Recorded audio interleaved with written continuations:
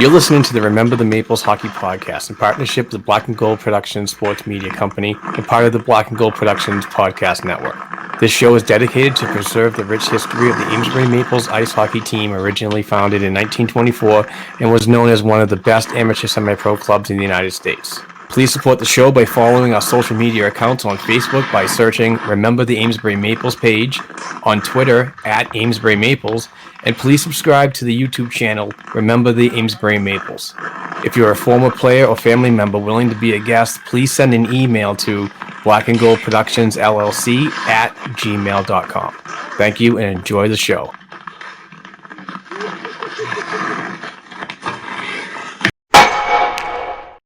Hello, everyone, and welcome to the Remember the Maples Hockey Podcast. Please subscribe to the program on worldwide listening platforms such as Apple Podcasts, iHeartRadio, Google Podcasts, and Spotify Podcasts. I'm your host, Mark Allred, and I'm recording this very first episode on July 5th, 2021 from the Black and Gold Productions studio here in Amesbury, Massachusetts. A little bit about myself. I've been a longtime Amesbury resident. I have been in and out of the youth programs, nothing consistent when it comes to hockey, but I've been writing about the Maples hockey team for about 5 years now, primarily during the National Hockey League off-season, as my sports media company covers all levels of the Boston Bruins. This new Remember the Maples project hopefully takes a bigger leap to get this hockey organization more relevant for online searches in an effort for future generations to learn more about this team and its members who proudly wore the Kelly green and white jerseys when called upon. So in this first episode, what I'd like to do is talk a little bit about the history of Amesbury before we get into the hockey talk. Amesbury is located in the northeastern part of the state, beautiful area. Predominantly known back in the day and worldwide known for the builders of skilled craftsmanship when it comes to carriage and sleighs. The city of Amesbury, town of Amesbury, had over 30, I think close to 40 companies within its boundaries that produced unbelievable amounts of carriages and supplied these worldwide. Amesbury was actually the fourth leading area in the country when it came to mass production of carriages and sleighs. So that was pretty impressive. A little bit of history. With the waterways and so on, factories got built. And Amesbury was known as being one of the very first worldwide, I believe, for the automated nail manufacturer. So technology was moving quick in this area. So others quickly picked up on it. And with that being said, a lot of the carriages and the sleighs, as mentioned, were placed on areas like this, like near Patton's Pond off of Main Street. Some folks now that are current residents of Amesbury will know that this is the area where the current post office is. So the Lock and Jewel company is a great example to use as companies like this would employ many from afar to come down and use their skills to increase production in what they were doing, whether it be carriages or sleigh manufacturing. And a lot of them were French Canadian. There was a huge, great French Canadian migration between 1860 and 1900. And in 1860, there was an estimated 37,000 French Canadians working in New England in many different cities in the 6-state region. But in 1900, that number was estimated as over 500,000 Canadians made their way down to find work and for better life for themselves and their family. So with that being said, it wasn't really hard for them to bring the game of hockey back in the day, even though it wasn't as up to speed as it is today. But back then, a lot of the winter activities would would consist around shinny, which is a game that you had to, if it wasn't a vulcanized rubber puck, it was some kind of rock or something that you played with a stick, and it was more of a keep away game, and it could involve 30 to 40 people. Anybody could participate. But as the years went on, the game started to evolve and so on. And with these areas like this, shop leagues were created. And with those shop leagues, there was a plentiful supply of talent when it came to the game of hockey for many members to pick from. Particularly this gentleman right here, his name is Armand Hudon, and he was the later to be a deputy fire chief, and his partner in crime, Emilian Mickey Jutras. These two gentlemen created the Amesbury Maples before, in the early 1920s, when they had the opportunity to go to all these different shop leagues and pick out the talent, and made a town team, which started off in the mid-20s. So, with that being said, why don't we talk about where these players played, the locations through town, and just give you a little bit of the history. And I know I'm missing out a lot of pieces and a lot of information, but what I want to do is I want to save most of that stuff for future episodes, so I don't get everything into one episode and create a 4-hour listen. I can start branching it out and make it multiples. But in the 1924-25 season, the Amesbury Maples actually played on a mobile rink. What I mean by that is a rink that can move around to find the best ice conditions. A lot of these look much like this right here in this picture. The boards were staked with a steel rebar, heated up in like a mobile forge, and driven into the ice. And this could be done in several locations of Patton's Pond, or even another location in town if needed. These could be transported around.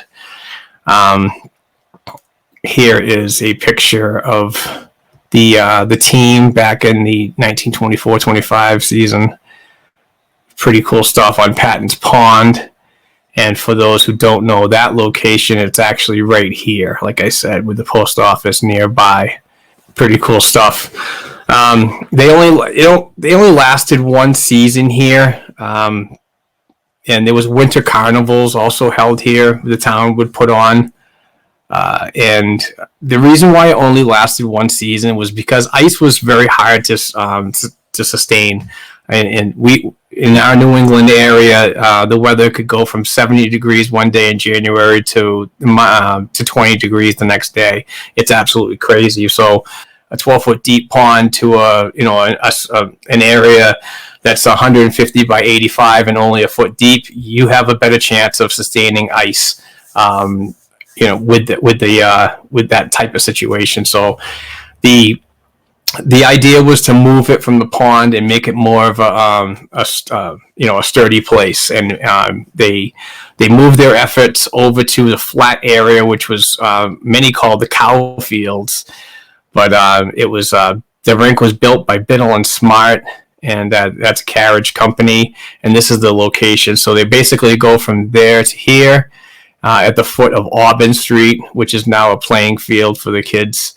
Football, lacrosse, and soccer, I believe. Here is another image that I use, pretty much an idea of what you could look at from that location. And here is a team photo from that location at the foot of Auburn Street. So they would stay there until the 1929-30 campaign. And then they needed, believe it or not, the Biddle and Smart shop league was being played there, and the Maples were welcome to play in that league at first, but then after they pretty much went through and took all their good players and started their own league team, that the Biddles and Smart company actually, believe it or not, asked them to find another location, because the fact is that the team was so good, they were the shop leagues were just getting beat up. So as a way of competition, they were asked to move, which was kind of strange. But a new rink needed to be built, and that came with the move of one that ended up right downtown in the heartland of the industry in this area during that time period in the 1920s and so on, with the rink that was at the which is now the municipal parking in the Millyard area of Amesbury. So as you can see, the red rectangle and the arrow, that's approximately where the rink was. And here is a picture of the great Alphonse Piccard. That's Tammy Piccard's father. You guys know Tammy, I'm sure you all do, or many members that are watching this from the area. But you can see in the background there that that's Amesbury Industrial to the left, and the building directly behind Mr. Piccard is burnt down. It's gone, and at that you could technically see the Blue Moon Cafe from that. Just to give you a landmark type of thing. And this rink was actually at the back of the original Saint Jean Baptiste building. But here's a picture of the original Saint Jean and the old mill. You guys remember that place? Bring back memories. But that's where the rink was. And here's a picture, a team photo of the back of the St. Jean's building, the hall where the rink was. So, this was an interesting rink. Later on, would be called the Chiefy Lemoyne Memorial Rink because Chiefy passed away in a hockey accident during practice, got a shot in the face as a goaltender, got an infection in his eye, which ended up killing him. So they named the rink after him. And again, the Maples were so good that other teams needed excuses to not play them. They would talk a big game, but they would come up with, this rule, that rule. So a lot of the teams that were traveling complained to officials back then that ran these leagues, or that the rink was too small. Because back then, rinks were only 150 feet long by 85 wide. And the 200 by 85 really didn't come into till later on, but they needed a bigger rink. So to play and to be compliant with the rules, they ended up moving again. They stayed at the rink until the 1943-44 season. After 3 full seasons without a home rink, they would move in the 1947-48 campaign. They would go all the way to which we call the Flats in Amesbury right now, which is Clinton Street Extension and Southampton Road, and very close to Route 150, as you see here in the picture. This rectangle is pretty much where the team played their rink, and here's an old image of it. Is see the upgrade in the hill? That is what used to be Loch Skeeto back in the day. And here is a team picture of that with the aluminum or the steel sheets in the back trying to block the wind, because it's so flat the wind just rips right through there. And you know what's funny is if you look back at this picture, the rink is going the long way along those buildings, and those buildings were actually surplus freight cars that the town I believe the town bought them for cheap money, and that's where they had locker rooms and places to get concessions, like hot chocolate and so on, and a warming room where they had a stove and stuff. So it was kind of pretty cool back then. But you see how it's going a long way there. But then you look in later pictures, and this was actually a good color picture, that the rink's actually going the other way along those buildings. And here's a better view right here. So it's kind of cool how everything shifted around, and the upkeep was getting better because there were more available ways to keep ice and maintain it. So, But after that, they needed to move again. I'm not sure exactly why, but in the 1961-62 season, they started playing here at the town park. And here it is right here with the high school very close by, and that's our park, and that's approximately where it was. Actually, I do remember walking by this because I graduated in 1994, went to high school, started there in 1990, and I remember walking past the old boards and the old chain link at each end, and always wishing that the town would do something to flood it again and bring it back, because it was just, that was a big rink and it was a sight to see. But it would have been better if I got to actually see a game or skate on that sheet of ice. But that was basically it.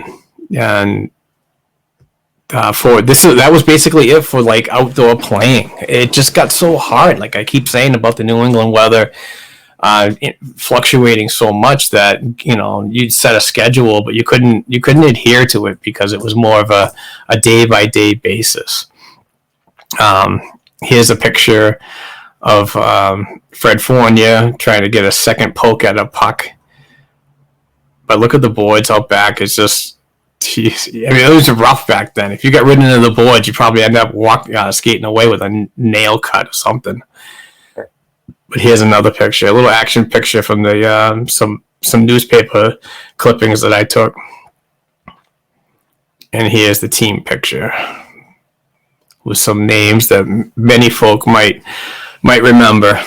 And like I said, after that, it was just, you couldn't do it anymore. So the 1971-72 campaign brought a new season and a new area. So they moved from the Park Pines, which we saw earlier, to this location here, which is now Valiant Industries.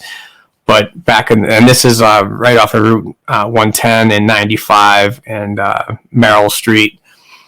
But they needed to get inside. They needed to do something. So the great folks, I know that Joan Hudon was a big part of it. Her family, and along with another family, bought this building right here and made it into a hockey rink. And they absolutely did what they needed to do, because the Graph rink, there was probably word that the Graph rink was coming, so Amesbury needed to get something in place before attention moved to another town. Talk about that later. But they did what they needed to do and got inside and literally raised the roof to make it accommodable for hockey games and other events. And all these pictures here are from the Hudon family. Thank you very much, Joan. But another picture of the roof just being raised. It was unbelievable. But that was pretty much the end of a home rink in Amesbury, and it's been over 40 years. So a lot of the games that weren't able to be played here in Amesbury the Maples went and played in Exeter. They went and played at Frost Arena in Lawrence. They played at Graph Rink many years in Newburyport. They continue to play. The Maples are still alive. It's a junior team now, and I'm not sure exactly where they're playing. I believe they're playing out of the Graph Rink.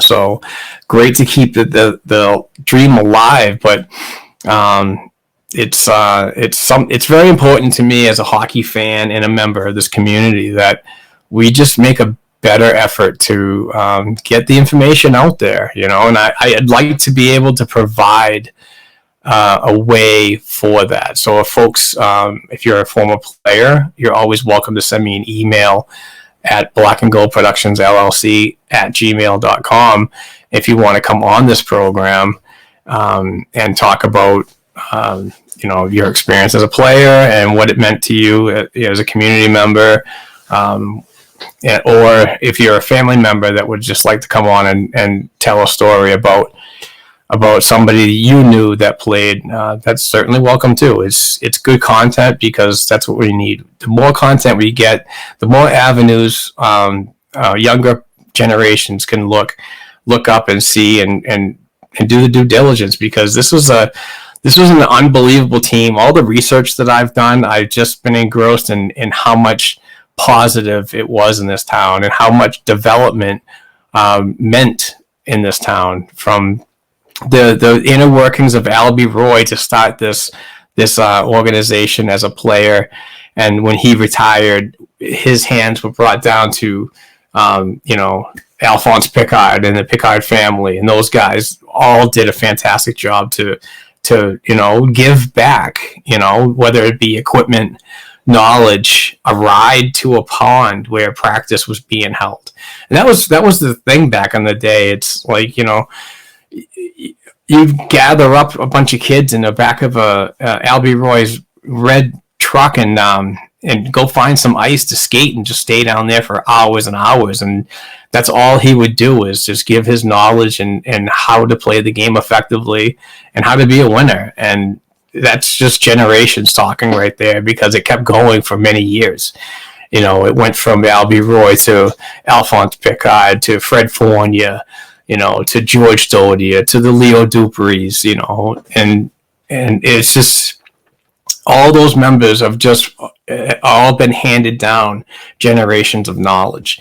And to be honest, and I don't want to gripe about anything right now, but I mean, pretty much I don't know, it's kind of gone, in my opinion. There are leagues and so on, and the Amesbury youth hockey is doing a fantastic job to keep it going.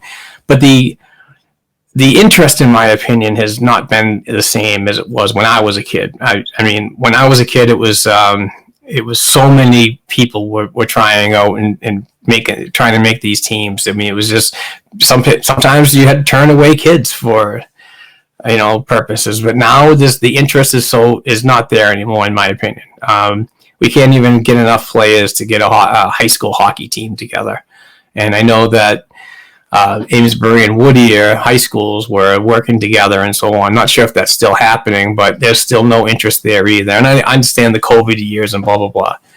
But it's just sad that it's not like it used to be. And in my opinion, a lot of the folks back in the day, if they knew what was going on today, they'd be rolling in their graves, because hundreds of kids were so interested in being a part of this, especially during the Bobby Orr era, and when the Boston Bruins were winning cups in 1970 and 72. That just brought on an influx of interest, and it hit hard here in this area. That's why outdoor rinks were being built. That's why, like, the Graf rink was being built by those state buildings and stuff like that. And many reasons why Joan Hudon probably did the whole rink in Amesbury, because she and her family knew that there's going to be an influx of interest, and why not grab it and keep the dream alive. But I don't know. That's kind of my thing right now. It's just just want to get more involved in getting the word out about this fantastic organization. And I also want to make a real big effort and reach out to the community as well, that let the people in Eveleth, Minnesota know about this organization. Like, if you have a family member, write a letter to the U.S. Hockey Hall of Fame and tell them how important this was to you and your family. We need to get more involved. I really want to see an area of the U.S. Hockey Hall of Fame dedicated to the Amesbury Maples and everybody who wore the Kelly green and white, and for the tremendous work, not only as an organization and a product on the ice, but what they did for the community and the development of the game year by year. There's a huge precedence of that back in the day, and that should not go unnoticed. So if you need anything at all, would like to reach out about something, you have pictures or information, please send me an email, Black and Gold Productions LLC @gmail.com. I'd love to hear from you. I'd like to take that information and use it in some of these projects that I'm going to be doing quite often. Like I said, I'm not sure if I did say it, but we're going to have guests. We have former players. We're going to have family members on. The first guest, I'm going to have Todd McGrath. He pretty much volunteered his time when I sent him an email and asked him. So I'm going to be getting in touch with him. But I wanted to get the ball rolling on the new RememberTheMaples.com website, the YouTube channel, Remember the Amesbury Maples, and this podcast. So it's all going to be related. And I don't know. I think it's fun. I'm a passionate hockey fan. Like I said, I love my history. I love my city and town, whatever you want to call it. We're just a great community here. And I believe that this area could get better in the hockey interest. I know things are expensive and everything like that, ice time and equipment and stuff like that, but we need to provide more avenues of interest. Even street hockey rinks or inline rinks, it's a cheap investment for parents who don't necessarily have a ton of money to spend on a hockey program. You buy an inline skate, some gloves, and a helmet. Let's see if the kid likes it from there. If he likes it from there, then move forward. But if he doesn't like it from there, why spend the money on something the kid's not going to like? But we need to have those types of recreation to give the kid an idea. This is what happened so many years ago in Amesbury. Alphonse Picard, George Dodia, Leo Dupree, Albie Roy. These guys all brought the kids to these areas in Amesbury so they can gain the interest. I believe we need to do something to tap that oil field again and make this area an even better area for producing high quality hockey players. And I get that only 1% in the world make the NHL, but still, we had a real good stamp on producing top talent here back in the day, and there's no reason why we still can't do that today. And with that being said, after 40 some odd years, Amesbury's getting a rink back. It's happening. It's a really slow process right now with a lot of stuff that's going on. Building a new building and locations and so on. It's not an easy thing. So coming out soon is the new Maples Crossing, and it's going to be located right here off of South Hunt Road. I'm excited for it. I know a lot of people are excited for it, but it's going to be a great return for Amesbury to have a hockey rink again. But it's not only going to be one rink. This facility is massive. It's going to be like 6, 7 rinks, I think. And this is what I pictured of it, what it's supposed to look like. But this is going to be awesome, and it's so well deserved. And I think this is another step that we're going to take forward in that development role, because Mike Gorman, the project lead, and his associates are all driven to make this area what it was back in the day. And this is the facility that has the potential of doing it. So it's all hands on deck when it comes to proper development and so on. But above all, I think it's very important to have this type of facility in-house. We're not going to Haverhill anymore. We're not spending money at Newburyport anymore. It's just, you have something here, and I think it's going to be really important for not only development, child development in the game, adult recreation, but the economy around it is going to be great. And I mean, this has potential of bringing in like $3 million in revenue to the town. So it's a win-win for everybody. It's not just a business scheme or anything like that. It's a multifaceted idea that's going to work on several positive aspects, in my opinion. So with that being said, I hope that this was it's a short one, but it's hopefully it was informative enough to let everybody know. Like I said, I didn't want to tell everything that I have, notes and stuff like that I've been taking for the past couple of weeks leading up to this, but I just wanted to get some of the important information out there, just to get folks up to speed about what it was like, where they played, And as we move forward, we'll have interviews with players, and the questions will be different. And I'll be doing more research, and maybe doing some like a 10-minute clip on a certain game or a certain time, certain event, whatever. But it's gonna be fun, and I'm going to enjoy it. So thank you very much for tuning in to this first episode of the Remember the Maples Hockey Podcast, and hopefully you come back for more. I'm pretty much going to be doing this on the NHL off season to keep myself busy in my writings and so on. So like I said, reach out if you have anybody if you want to be a part of it. I'm always available. So thanks again. Please check us out on Apple Podcasts and Spotify. And please check out the YouTube channel and subscribe there too for some really cool videos that we got coming out. The 100th anniversary is only 2 years away, is close to 2 years away. In 2024 would be 100 years that the Maples were founded. So I want to do some video production of that, and so it'll be kind of cool. So like I said, if anybody wants to get involved in this, if you want to write about the Maples, I would gladly take you on to help out.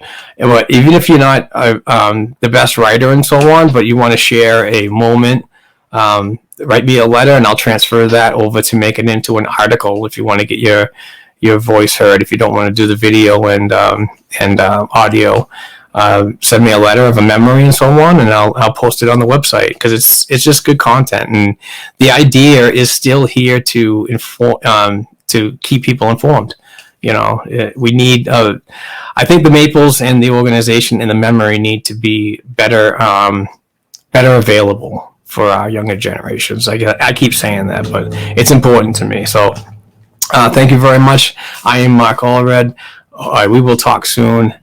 Please be safe. Enjoy the rest of your holiday weekend. I know it rained, and now it figures it's Monday and it's sunny. So back to work tomorrow. But anyway, thank you very much for tuning in, and take care.